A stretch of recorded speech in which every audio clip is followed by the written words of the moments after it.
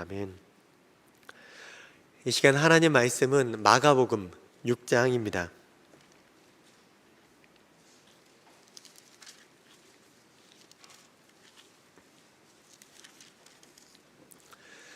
마가복음 6장 1절부터 6절까지의 말씀입니다.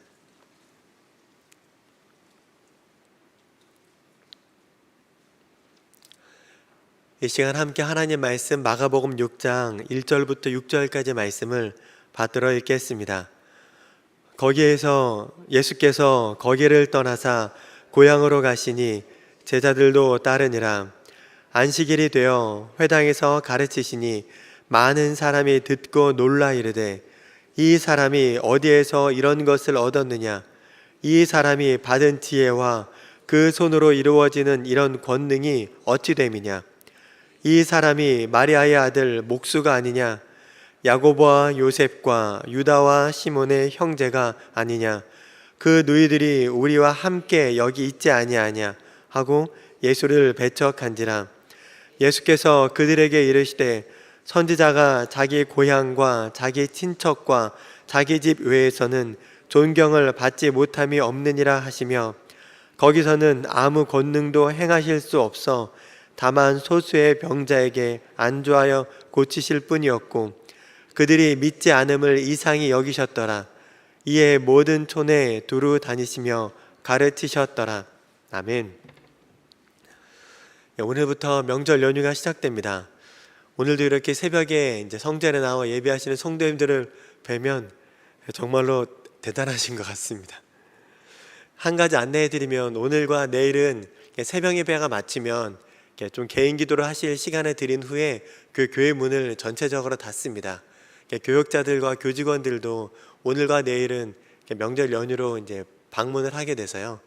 교회에 어떤 상황이 발생했을 때 대처하실 분이 안 계셔서 오늘과 내일은 아침 새벽 이후에 문이 닫힌다라는 것을 알고 계시면 좋을 것 같습니다.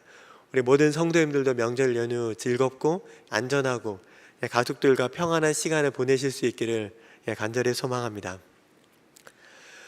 본문은 명절 연휴에 딱 맞는 말씀인 것 같습니다. 그 이유는 예수님께서 고향을 방문하는 내용이 기록되어 있기 때문입니다. 예수님께서 고향 나사렛에 방문하시는 기록은 성경에 2번 있습니다. 그리고 오늘 본문은 두 번째이자 마지막인 내용입니다. 첫 번째 방문은 누가복음 4장에 기록되어 있는데요. 예수님께서는 40일 동안 광야에서 금식을 하신 이후에 고향에 오셨습니다. 그리고 나사렛에서 안식일이 되었을 때 회당에 가서 말씀을 읽으시게 되는데요. 그때 읽으셨던 말씀이 누가복음 4장 18절과 19절에 기록되어 있습니다. 제가 그 말씀을 읽겠습니다. 주의 성령이 내게 임하셨으니 이는 가난한 자에게 복음을 전하게 하시려고 내게 기름을 부으시고 나를 보내사 포로된 자에게 자유를 눈먼 자에게 다시 보게 함을 전파하며 눌린 자에게 자유롭게 하고 주의 은혜의 해를 전파하게 하려 하심이라 하였더라. 아멘. 예수님께서는 이사야의 예언을 읽으신 이후에 이 말씀이 오늘 응하였다, 오늘 이루어졌다라고 선포하셨습니다. 이 예언의 말씀은 이 이사야의 예언의 말씀은 메시아에 대한 예언이었습니다. 즉 그래서 예수님께서 이 말씀이 오늘 응하여졌다라고 말씀하신 선포하신 것은 구약 성경에 그 메시아가 바로 나다라는 선포였습니다. 그래서 이 선포를 들은 나사렛 사람들, 예수님의 성장 과정을 다 알고 있었던 그 고향 사람들은 예수님을 낭떠러지에 밀어서 떨어뜨리려고, 그래서 죽이려고 했던 기사가 그 내용이 누가복음 4장이었습니다. 이런 사건이 있고 나서 2년 정도가 지난 후에 제자들과 함께 예수님은 두 번째로 고향에 방문하신 것입니다. 예수님께서는 나사렛에서 재차 안식일이 되시자 또 회당에 가십니다. 그리고 그 회당에서 말씀을 가르치시는데요. 그 가르침을 들었던 사람들의 반응이 오늘 본문에서 두 가지로 기록되어 있습니다. 그래서 오늘 이 시간 우리는 예수님 가르침을 들었던 사람들이 보였던 두 가지 반응을 먼저 보려 합니다. 그리고 그 반응에 대한 예수님 말씀을 들으려 합니다. 그리고 이 말씀, 사람들의 반응과 예수님 말씀을 통해 이 시대를 살아가는 우리는 어떻게 살아가야 할지, 그리고 명절 연휴 가운데 우리가 어떻게 기도하면 좋을지를 생각해 보았으면 좋겠습니다. 사람들의 첫 번째 반응은 놀람으로 요약할 수 있습니다. 사람들은 예수님 가르침을 듣고 많이 놀랐습니다. 우리 2절의 말씀을, 본문 2절 말씀 함께 읽겠습니다. 안식일이 되어 회당에서 가르치시니 많은 사람이 듣고 놀라 이르되 이 사람이 어디서 이런 것을 얻었느냐? 이 사람이 받은 지혜와 그 손으로 이루어지는 이런 권능이 어찌 됨이냐? 여기서 놀라라는 이 단어는 헬라어로 그 뜻을 보자면 냉정을 잃게 하다, 충격을 주다, 깜짝 놀라게 하다 라는 뜻입니다. 즉 사람들은 예수님 말씀을 듣고 냉정을 잃을 정도로 큰 충격을 받았다라는 것입니다. 그리고 이 시대는 미알로 시대로서 그냥 놀라운 어떤 말씀 한 구절에 깜짝 놀란 그런 일회성이 아니라 예수님 말씀을 들으면서 계속 놀랐다, 충격을 잃고 넋이 나갈 만큼 계속 놀랐다라는 뜻입니다. 그리고 여기서 기록된 지혜라는 단어는 풍부한 경험으로부터 얻어진 삶의 지혜를 의미하기도 하지만 유대적 관점에서는 이 지혜를 하나님의 선물로 의미하고 있습니다. 그래서 오늘 본문을 보면 이 사람이 받은 지혜라고 기록하고 있습니다. 이 사람이 경험하여 체득한 지혜가 아니라 이 사람이 누군가로부터 받은 지혜입니다. 즉 사람들이 말하는 이 지혜는 하늘로부터 얻어진, 즉 하나님께서 주신 신적 지혜다라는 것을 볼 수 있습니다. 그리고 세 번째, 권능입니다. 권능은 우리가 잘 아는 dynamis라는 헬라어고 하나님의 힘, 기적적인 능력, 구원을 이루는 하나님의 능력을 의미합니다. 그래서 이 뜻 안에는 하나님께서 허락하신 능력이다라는 그 기본적 개념이 잡혀 있습니다. 그런데 오늘 본문에 보면 그 손으로 이루어지는 이런 권능입니다. 사람들이 보았던 예수님의 권능은 손으로 사람들이 치유하는, 예수님의 손으로 사람들이 치유하는 그 권능을 본 것입니다. 그렇기 때문에 사람들은 예수님의 이 치유하는 이 권능을 보고 하나님께로부터 내려온 권능이 예수님께 있었다라는 것을 고백하고 있습니다. 그래서 오늘 본문의 2절 놀람, 지혜, 권능 등의 단어를 통해 미루어 볼 때 사람들은 예수님의 가르치심을 통해서 예수님께 신적 권위가 있었다라는 것을 인정했습니다. 이것이 바로 사람들의 첫 번째 반응, 놀람이었습니다. 사람들의 두 번째 반응은 배척입니다. 사람들은 예수님의 신적 권위를 경험했음에도 불구하고 예수님의 인간적인 배경을 생각하기 시작합니다. 우리 오늘 본문 3절 말씀을 함께 읽겠습니다. 이 사람이 마리아의 아들 목수가 아니냐? 야고보와 요셉과 유다와 시몬의 형제가 아니냐? 그 누이들이 우리와 함께 여기 있지 아니하냐 하고 예수를 배척한지라. 본문에 기록된 사람들이 생각한 예수님의 인간적 배경 첫 번째는 마리아의 아들입니다. 이 어구는 예수님의 권위를 떨어뜨리는 의도적 표현입니다. 예수는 마리아의 아들이라는 표현처럼 당시에 누구는 어떤 여인의 아들이다 라는 표현은 이 사람을 비하하는 모욕적인 표현입니다. 그 이유는 당시 남존 여비 사상 때문입니다. 설령 남편이 죽은 과부, 그런 과부의 아들이라 할지라도 남편의 이름으로, 아버지 이름으로 불렸지 아내의 이름, 엄마의 이름, 어머니 이름으로 불리지 않았습니다. 그리고 목수라는 이 단어를 통해서 예수님이 살고 있었던 당시 헬라 로마 시대에서 그 문화권에서 육체 노동은 천하게 여겨지는 직업군이었습니다. 그래서 목수가 아니냐라는 것은 목수 주제에 뭘 할 수 있냐라는 이런 비하적 표현이 기록되어 있습니다. 그리고 그 뒤에는 야고보와 요셉과 유다 시몬의 형제가 아니냐, 누이들도 우리와 함께 있지 아니하냐라고 말합니다. 이것은 예수님의 동생들, 남동생들인 요셉, 야고보, 유다 시몬이 우리와 함께 살고 있다라고 말하고 여동생들의 이름은 기록하지도 않습니다. 남존여비 사상에 배어 있죠. 예수님의 남동생, 여동생들도 지금 우리와 함께 살고 있지 않냐라고 말하는 겁니다. 그러면서 어떻게 그들의 형인, 오빠인 예수가 신일 수가 있냐라고 인정하지 않는 것입니다. 2절과 3절 말씀에서 우리가 분명히 알 수 있는 것은 사람들이 예수님의 신적 권위를 발견했다라는 것입니다. 하지만 이런 예수님의 인간적 배경을 발견한 이후에는, 생각한 이후에는 예수님을 배척했습니다. 이 배척하다라는 단어는 화를 내다, 실족하게 하다, 범죄하다라는 뜻이 있습니다. 이들이 예수님의 신적 권위를 발견했음에도 불구하고 인간적 배경으로 인해 실족한 겁니다. 믿음을 잃어버린 겁니다. 그런데 배척이라는 단어가 마가복음, 동일한 마가복음의 다른 말씀에서 기록된 것을 보면 참으로 마음이 안타깝습니다. 마가복음 14장 29절을 제가 읽겠습니다.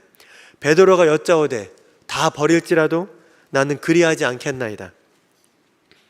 이 말씀은 예수님께서 감람산에 올라가 제자들에게 이렇게 말씀하셨습니다. 너희가 다 나를 버릴 것이다. 그때 베드로가 말했습니다. 다른 사람은 다 버려도 난 예수님 버리지 않을 겁니다. 내가 죽을지언정 안 버릴 겁니다 라고 했습니다. 그때 버리다가 바로 배척입니다. 사람들이 예수님을 배척했다라는 것은 예수님이 너희가 나를 버릴 것이다, 베드로가 난 절대 예수님 버리지 않겠습니다 라고 고백했던 그 버리다입니다. 결국 사람들은 예수님의 배경을 보고 예수님을 버린 겁니다. 이에 대해 예수님께서 하신 말씀이 4절부터 6절까지 기록되어 있습니다. 4절에서는 예수님께서 선지자가 자기 고향과 자기 친척과 자기 집 외에는 존경받지 못함이 없다라고 말씀하십니다. 자기 고향, 친척, 자기 집은 인간적 모습을 가장 많이 하는 대상들이 있습니다. 존경받지 못하다라는 것은 덜 귀히 여겨진다 또는 비천하다라는 뜻입니다. 이 말씀은 나의 인간적 모습을 가장 많이 하는 사람들은 나를 존경하지 않고 나를 비천하게 여긴다, 그런 뜻입니다. 그래서 예수님께서는 5절에 거기서는 아무 권능도 행하실 수 없어서 다만 소수의 병자에게 안수하여 고치셨다라고 기록되어 있습니다. 여기서 아무 권능도 행하실 수 없었다라는 것은 아무 권능도 행하지 않았다라는 뜻입니다. 예수님께서는 존경하지 않는 사람들의 반응으로 인해서 자신을 비천하게 여기는 버리는 사람들의 그 반응으로 인해 소수의 몇 명만 사람만 고치시고 능력을 베푸지 않았다입니다. 이를 통해서 예수님께서는 자신을 믿는 사람들에게 능력을 베푸실 수 있고 자신을 비천하게 여기고 배척하는 사람들에게는 능력을 베풀지 않는다라는 걸 알 수 있습니다. 마지막 6절에서 예수님은 그들을 이상하게 여기셨다라고 되어 있는데 이거의 원뜻은 그들을 심히 안타까워 하셨다입니다. 예수님께서는 그들이 믿지 않음으로 인해서 능력을 베풀지 않으셨고 이를 너무나 안타까워 하셨습니다. 4절과 6절의 예수님 말씀을 통해서 우리가 내릴 수 있는 결론이 있습니다. 그것은 인간적 요소를 너무 많이 알면, 그것이 우리에게 너무 크게 여겨지면 믿기 어렵다라는 것입니다. 그리고 이런 믿음이 없다면 예수님의 능력은 제한된다입니다. 그래서 우리는 이 나사렛 사람들을 반면교사 삼아서 더욱더 예수님을 잘 믿기로 결단해야 합니다. 예수님을 믿기 힘들게 말하는, 예수님을 믿기 힘들게 그렇게 우리를 만드는 여러 가지 요소들이 있습니다. 많은 사람들의 그런 여러 말들이 있고 주변에 이루어지는 상황들, 그로 인한 우리의 생각과 감정들이 있습니다. 우리는 이런 상황 속에서도 예수님을 믿는 믿음 가운데 바로 서야 합니다. 이 세상의 것들로 인한, 이 세상의 것들의 방해로 인해 예수님을 믿는 그런 존경이 우리 가운데 약화된다면 예수님의 능력은 제한될 것입니다. 그래서 오늘 본문은 우리에게 참으로 중요합니다. 그 중요한 이유를 두 가지로 설명하겠습니다. 첫 번째는 이 시대가 믿음을 갖기 어렵게 만드는 시대이기 때문입니다. 과거에는 성경을 있는 그대로 믿었습니다. 성경을 인간의 잣대로 해석하려는 시도가 없었습니다. 성경 그 자체를 귀히 여기며 어린아이처럼 예수님을 잘 믿었습니다.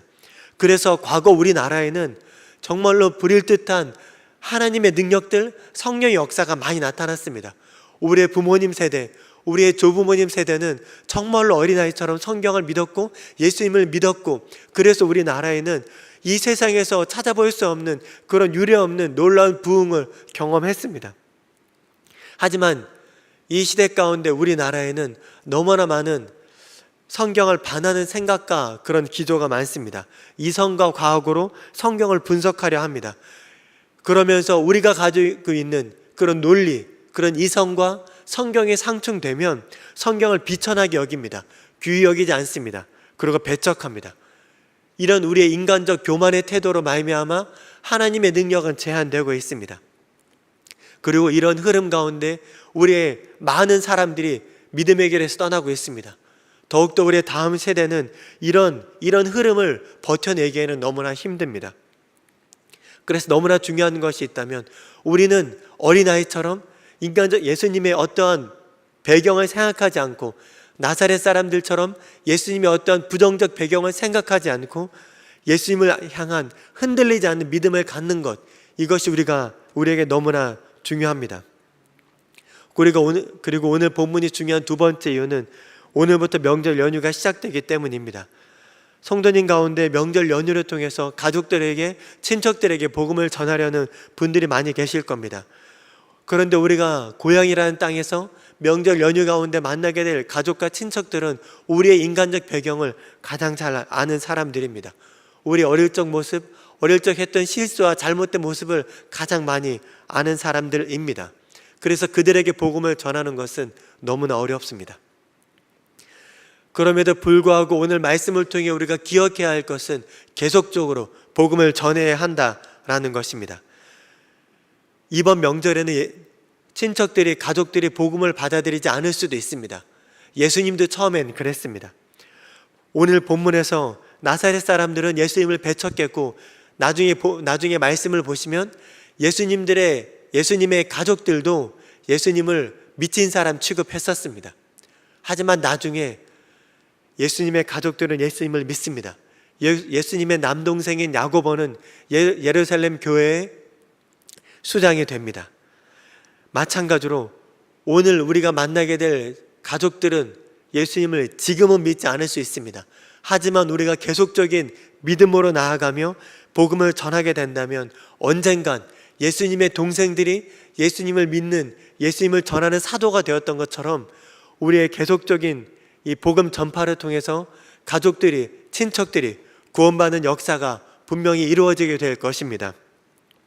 그래서 오늘 이 새벽 우리는 두 가지를 놓고 기도했으면 좋겠습니다.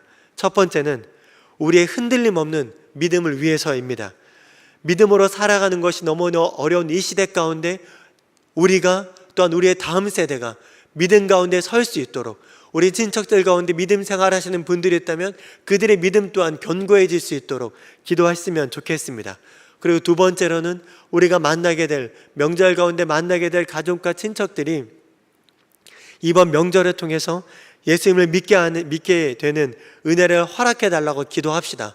우리의 변함없는 견고한 믿음을 통해서 우리 친척들이 예수님 믿는 놀라운 은혜가 명절을 통해 이루어지게 해달라고 기도하는 이 새벽이 되었으면 좋겠습니다.